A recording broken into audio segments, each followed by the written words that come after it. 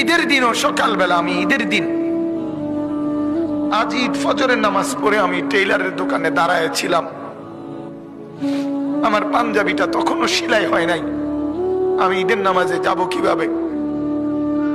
আমি সেই অভাবের সংসারে বড় হয়েছি।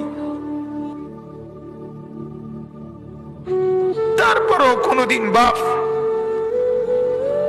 অবৈধ রোজগারের পিছনে যায় না। এক মসজিদের ইমামতি করছে 43 বছর। আব্বা এক মসজিদে নামাজ পড়াইছে, এক মসজিদে 43 বছর এক মসজিদের ইমাম ছিল আমার বাপ। এটা বোঝা উচিত নিজের সন্তানকে গুনাহের রোজগারের উপরে নামাই দিয়ে কেমনে সুখ আসবে?